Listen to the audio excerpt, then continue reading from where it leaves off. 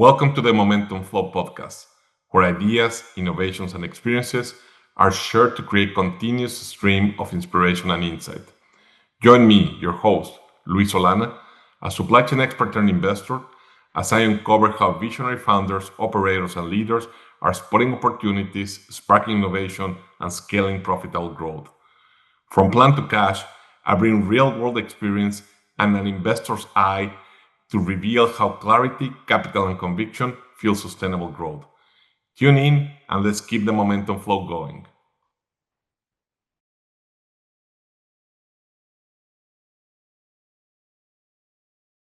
Welcome to the Momentum Flow podcast, where ideas, innovations, and experiences create a continuous stream of inspiration and insight.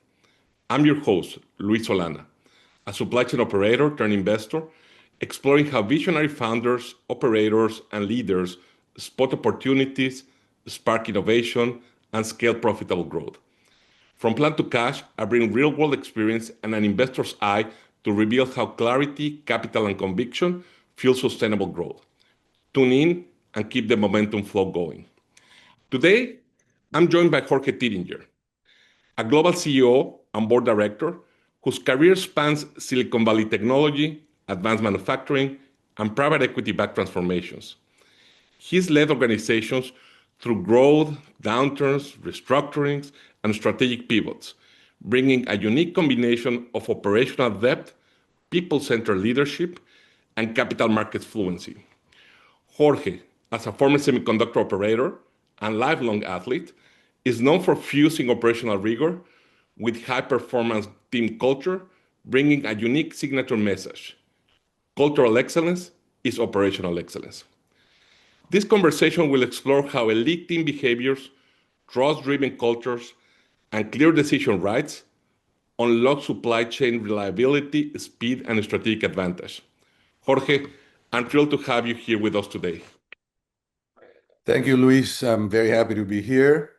Thanks for the introduction. Just to add a little bit, I had the good fortune of, playing college athletics. I played soccer. I'm South American, so it's kind of the only sport that we are good at.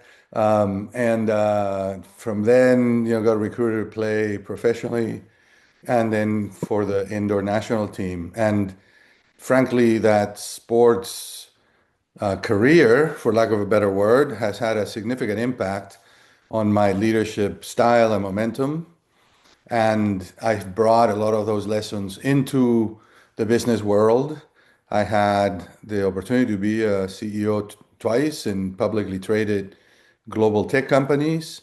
And, like Luis said, like you said, I've been on multiple boards, continue to be on multiple boards, and work very closely with CEOs and business owners on helping them accelerate their growth and, like I call time, accelerate time to results. And given the topic, and I spent my career at the intersection of global operations, high performance teams, and the boardroom.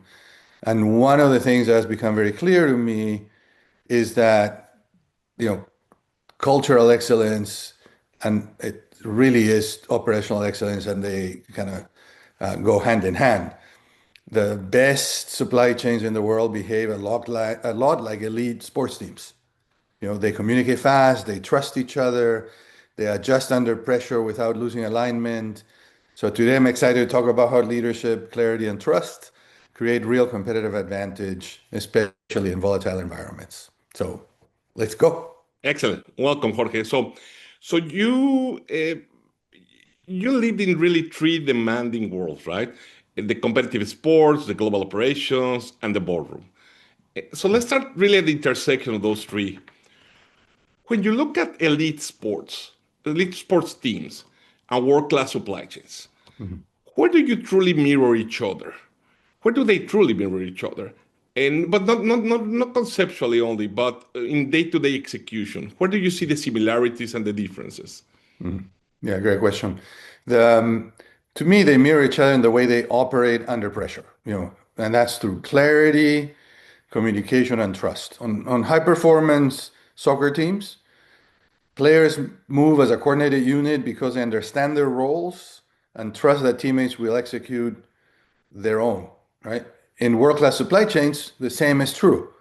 Reliability and is created not by heroics, although that happens a lot, right? But really seamless handoffs between people and shared awareness. And the teams that win are the ones that anticipate, communicate early, and adjust quickly without getting misaligned. Okay. Excellent, excellent. I like how you frame it. Let's get a little deeper. You spend time in the locker rooms, you spend time with leadership teams, you spend time in boardrooms. What's Mhm. one lesson about performance under pressure that supply chain leaders consistently underestimate? Yeah. To me, the biggest underestimated lesson is that bad news must travel fast, right? We we all get delighted on good news traveling fast, but where we really have an opportunity to make a change is when we hear about what's not going well quickly enough that we can adjust. In sports, if something's breaking down, you surface it immediately because the entire team depends on it, right? And one of the things I talk about in the world of sports is how feedback is instantaneous, right? All you need to do is look up at the scoreboard and you know if you're winning or losing. And in the world of business, and especially complex supply chains, complex product development, whatever that might be, sometimes it takes a long time to discover that you're headed in the wrong direction. So being able to surface what's not going well quickly, early, clearly is super important and it's typically underestimated. Yeah. So one thing that, and I know you for a while now, that you've always been curious about that culture isn't really a soft topic as people refer to it. It's more an operating system. Mhm. And when you think of complex multi-step operations, Mhm. how do you build discipline um, teams without drifting into micromanagement? And by teams, I mean more self-managed teams Yeah. than the micromanagement from the top.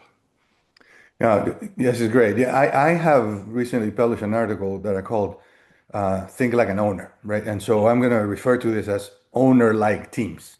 So you build owner-like teams by giving clarity on the outcomes and the boundaries, and not by prescribing the method, right? So when people understand what truly matters and why, they step up with creativity, accountability, etc. And micromanagement actually creeps in when leaders confuse involvement with control. Real discipline comes from trust and transparency and consistent flow through, not control. And so I tell you, I've worked on both, teams where people just, this is their job, and teams where people really think like owners, and the difference is incredible, frankly. In that same topic, is there an early warning sign that a leadership team immediately should reference or should observe if they cross that healthy accountability into a performance killing micromanagement? Yeah, I think the first signs show up as hesitation, right? When people think that they need permission, they're gonna start optimizing for optics instead of impact, right? Is what do I look like? Is it okay to ask? Is it not okay to ask? If I ask for help, it's that a sign of weakness, etc. But when there's clarity of objectives and the behaviors and the boundaries are well defined, and people are really given the ability to actually operate inside of those, I think you see a significant acceleration of performance and results. But to me, that's the earliest warning sign is when people start hesitating and looking up to see, am I doing the right thing? Be careful. You might be getting misaligned in what your objectives are. Excellent. As you know, my audience is heavily comprised by supply chain professionals, right? So from your board experience, what distinguishes companies that truly use supply chain as a strategic weapon versus those that still treat it as a back office function? I think, the companies that make supply chain truly a part of the strategy from the very beginning have a much, much better chance of being successful, right? Um, I say the same thing, for example, about IT, they're Hmm. especially nowadays, right? Hmm. But in the past, IT was keep the phones running, keep the email running, and when companies really put these functions, supply chain, IT, in many cases, um, human resources as enablers of the business rather than just support organizations, they really have a competitive advantage. And there's very different companies from the perspective of their need for great supply chains, right? If I'm a software only company, my delivery to the market is very different than if I'm shipping actual product, let's say, where I need to buy raw material, process it, store it, ship it, install it, support it, et cetera, et cetera. But nevertheless, even the supply chains that are coming in to support those software companies for their own operation could be very strategic. You know, if if you're hiring people and they have nowhere to work on, like no computers, in a company like that, that's going to create problems. So to me, again, back to the sports analogy, right? Every position has a purpose and it's necessary, right? I mean, I use the example, from soccer. If the team was 11 goalies, it wouldn't be so good, right? They might not score on you, but you probably won't score either. So, elevate supply chain. Supply chain is critical into the strategic conversations of the company, and it will increase your chance of success. Is there a specific misconception that you've seen in your board experience about supply chain readiness or capability? Anything that in general the boards have a misconception about? I think the biggest misconception is that supply chain is purely operational, right? They underestimate how much of the performance depends on the culture of the company, right? The clarity of decision making, trust that is cross-functional. If those aren't strong, I don't know how much investing in systems, et cetera, can provide the resilience that the company will need.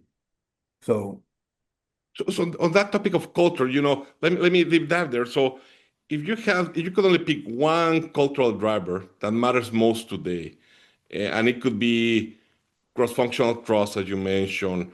or bias towards action, which one you pick and why? I definitely pick cross-functional trust, and it accelerates everything. So one way to think about mistrust, and not necessarily in a heavy way, but if you need to be checking and watching everybody else's work, right? So, which is to me one of the things that show up as lack of trust. Um, think about it. You're inserting steps into your entire flow that are unnecessary, right? I mean, I use an example from when Toyota first implemented the Toyota system. Um, I don't think they themselves had imagined all the checking steps that they were able to eliminate when people were trusted to accomplish what they did and pass it on to uh, the next area in a very coordinated, very clear manner.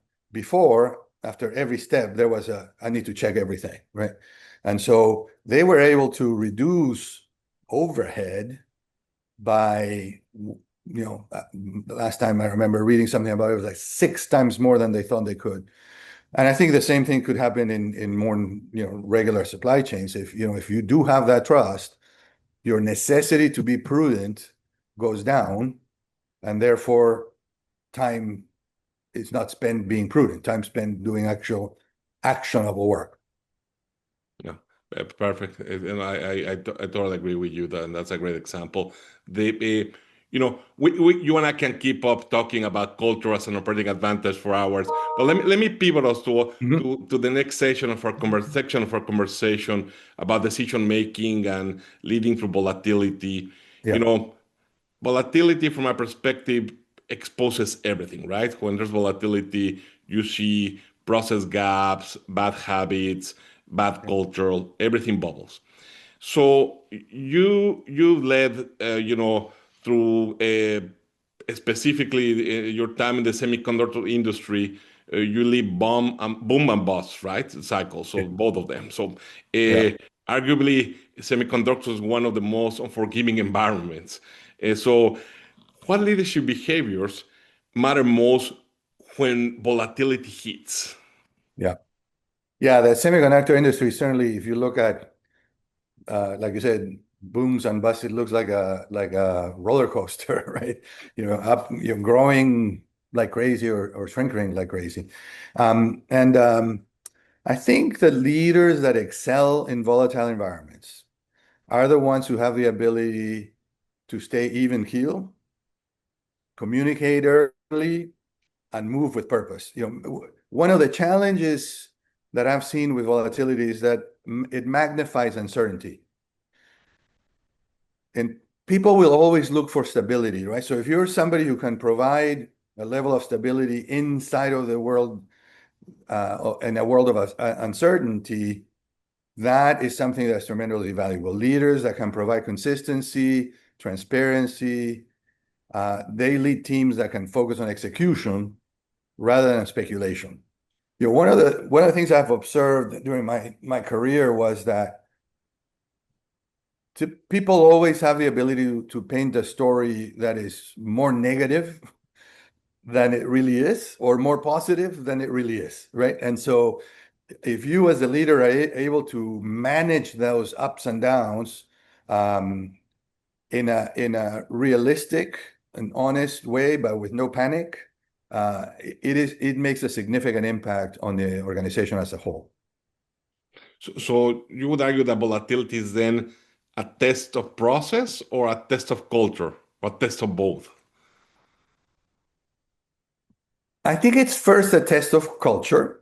I think, one of the things I discovered, I was in the semiconductor equipment industry for about 17 years, is your credibility as a leader truly got tested in the downturns, right?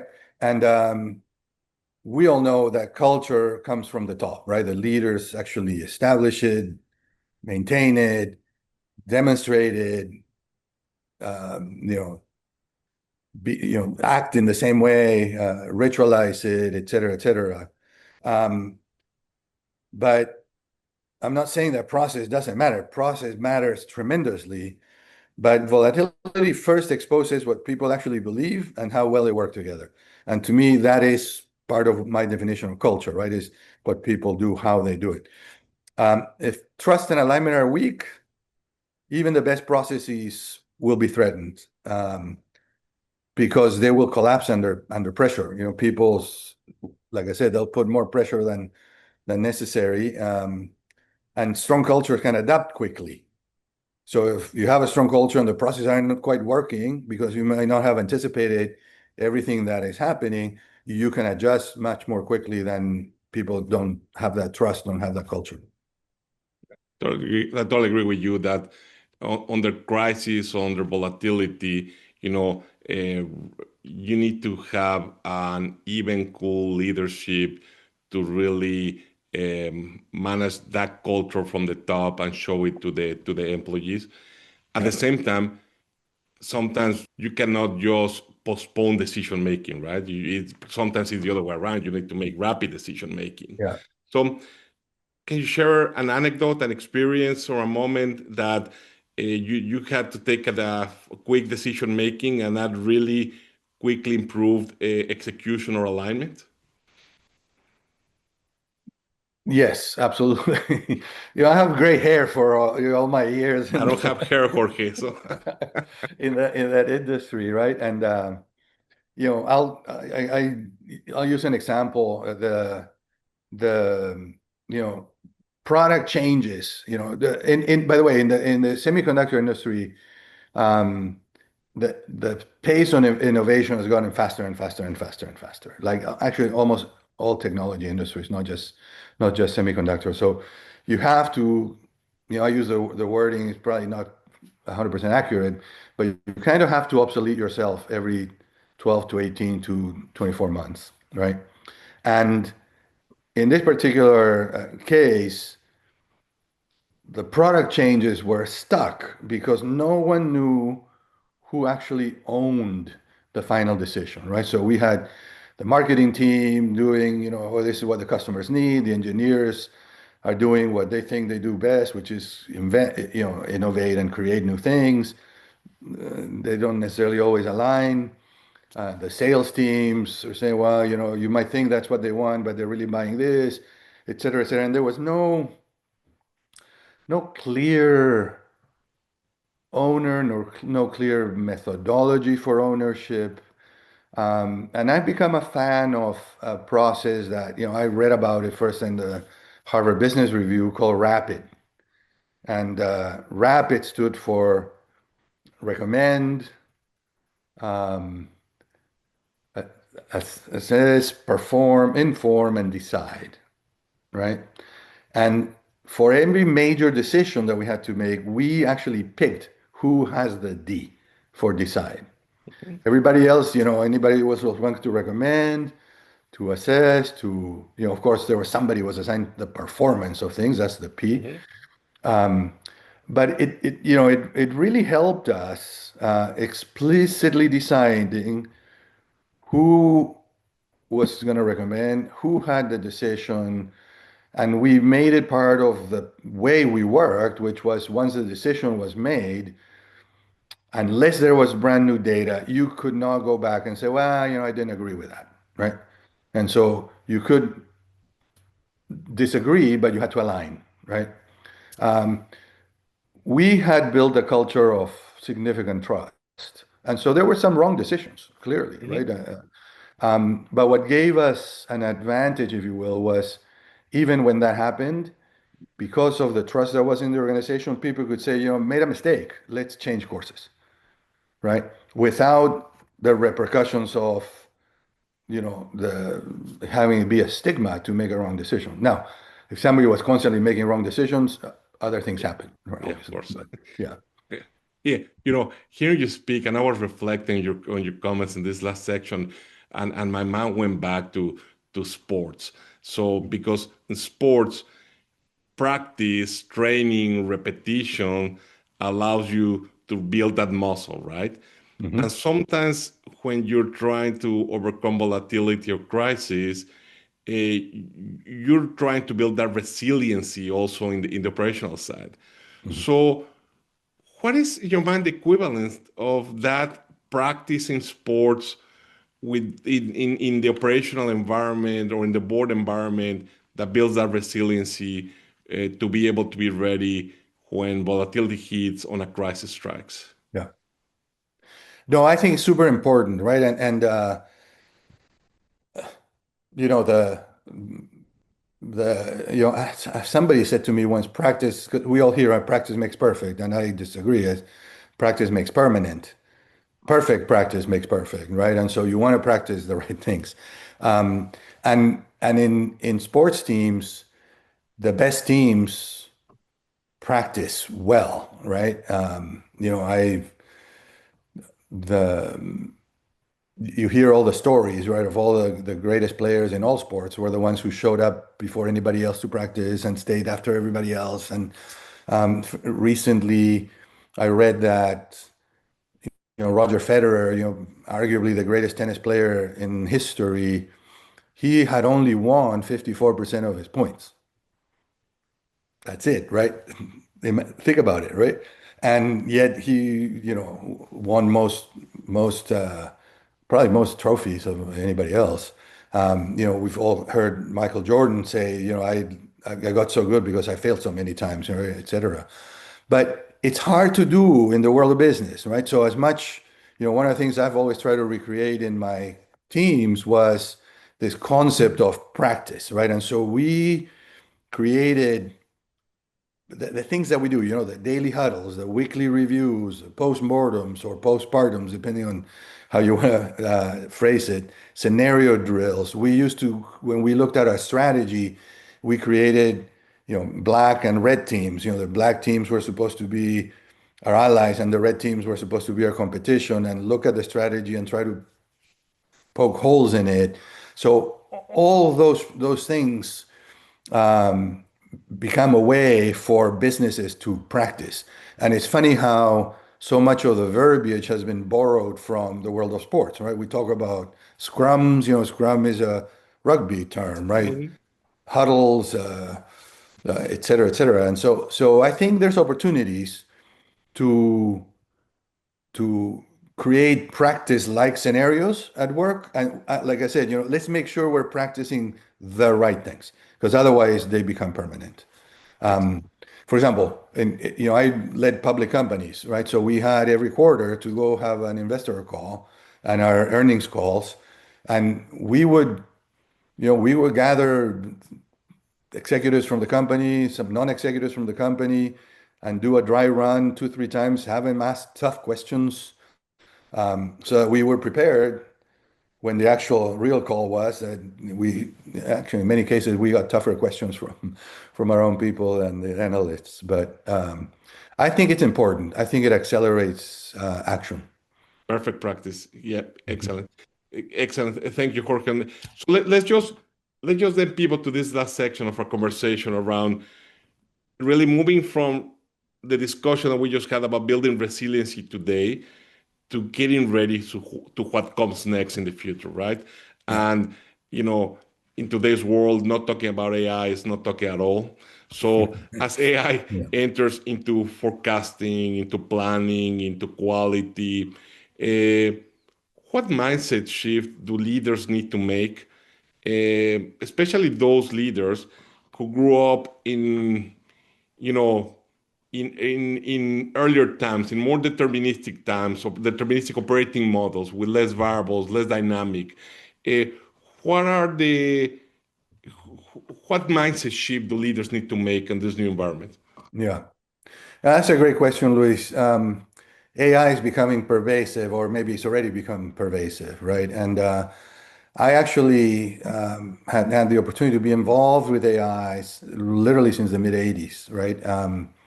Of course, generative AI is much newer, but AI has been around since 1962, actually. So I call it a 60-year instant success. But the big, and by the way, I've stopped calling it artificial intelligence, and I now refer to it as augmented intelligence, because I really think that the leaders that shift from AI being a replacement to being an enhancement and treat AI as another teammate are the ones that can actually um, do better, right?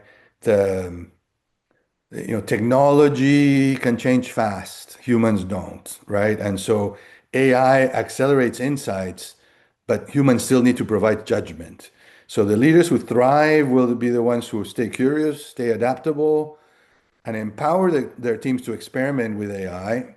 I've heard just last week that 95% of the teams in businesses that are using AI are not seeing a return on their usage of AI. That's a massive disappointment, right? And so where I've seen success is when people actually embed it into their workflows and their strategy instead of just keeping it as a separate thing, and are very human in the way that they implement their AI. What is the biggest gap on that assessment on because I shared your frustration on not showing the results. Is it because skills or trust or change readiness? I think you'll get bored of my answers. I think it's cultural, right? I think specifically change readiness. As I said, technology can change very fast, right? People don't change that fast. And a lot of us, we trust our experience sometimes more than we trust just data. So we need to actually live it to feel not threatened by the AI, right?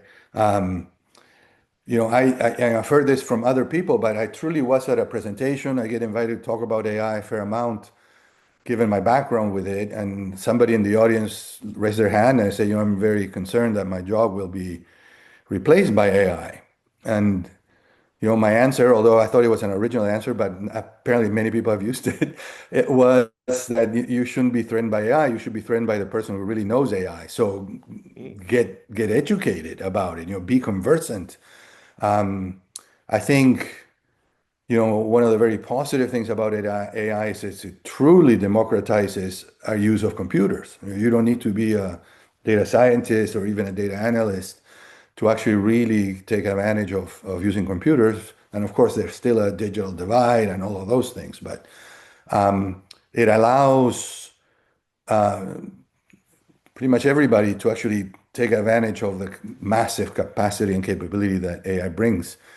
But we don't change at that velocity, as humans. And especially, you said, especially for leaders who are more of the kind of older style of leadership, I think there needs to be patience in the implementation of things and always look at it from the perspective of how can it make things more efficient, which it does.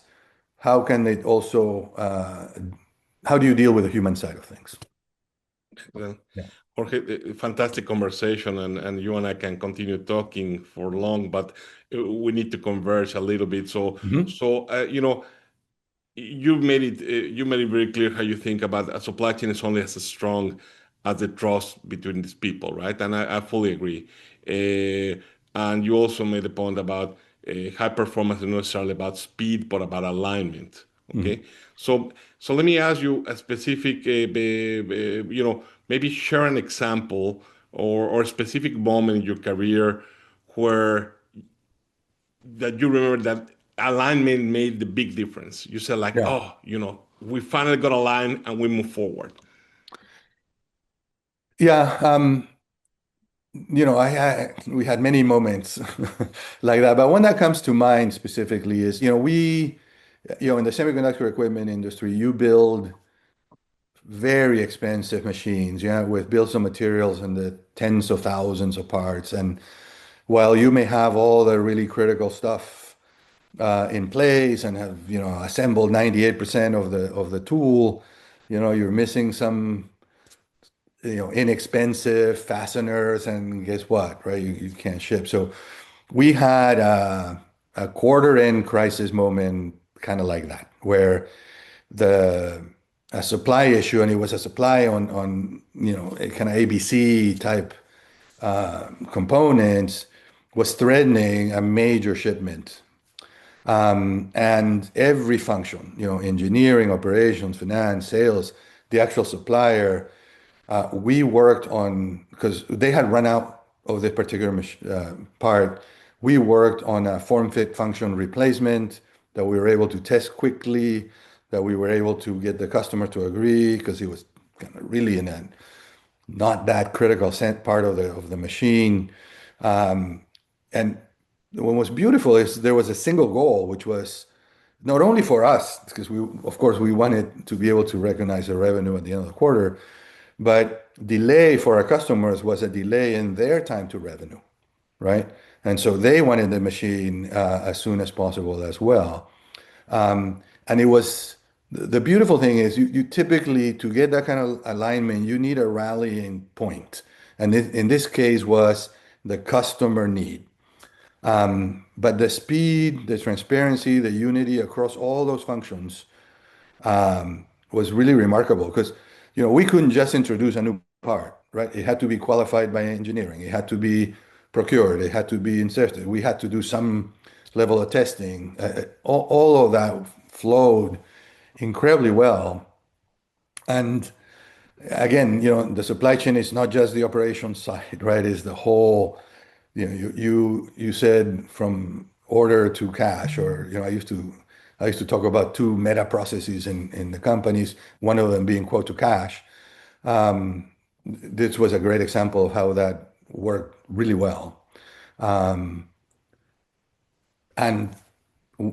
everybody was able to get aligned, and that's beautiful when you see that. And you see that, you see that in the world of music. You go to a concert, and when everybody's playing to the same sheet of music, it's a beautiful thing. You see it in sports, you see it in businesses. So I think we all should aim at achieving that kind of performance. So at the end, you obtain trust and alignments, right? Absolutely. So uh, so I end up every one of my conversations with guests with the same question to all of them. So for you, Jorge, what does keeping the momentum flow mean to you in leadership and personally in life? What does that resonate in your mind like? Yeah. I'll start by saying it's not about moving faster. It's about moving together. So for me, momentum is about staying aligned, staying curious, and staying intentional.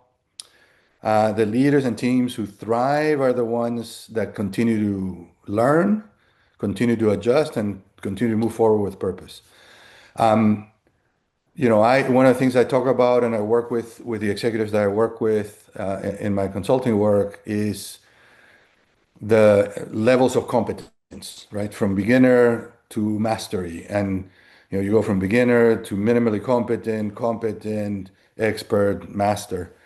And I love to declare myself a beginner and open my mind to learn new things, right? And I think today, in the fast pace of technology shift and AI, excellent leaders who can actually open themselves to learning more about AI and how they can use it in their business, how they can stay human with AI, will have a great opportunity to succeed.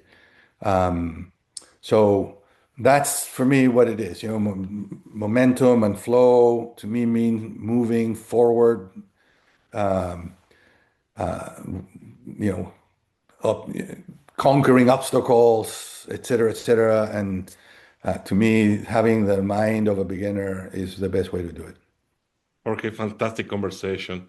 Thank you so much for sharing your insights, frameworks, and real-world leadership lessons. There were so many insights during this conversation. I captured a couple. Just uh, bad news must travel fast. Make sure they do. You need to think like an owner when you operate as teams. Trust, trust, trust. Uh, Obsolete yourself, that resonated to me. You need to aim for perfect practice, augmented intelligence, etc. There are so many insights and lessons from this conversation. Your experience across high performance cultures, global operations, and board level strategy is exactly the kind of perspective we aim to bring to this audience. So, Jorge, muchas gracias. Uh, Yeah. to the audience, if today's conversation sparked a new idea, challenged your perspective, or gave you a clearer lens into the future of operations, culture, and leadership, then this episode did exactly what we set out to do. Our mission here is very simple: to connect ideas, people, and technologies that are shaping the next generation of resilient, intelligent, and high performance supply chains. Momentum doesn't happen by accident. It's built through continuous learning, bold thinking, and leaders willing to push industries forward.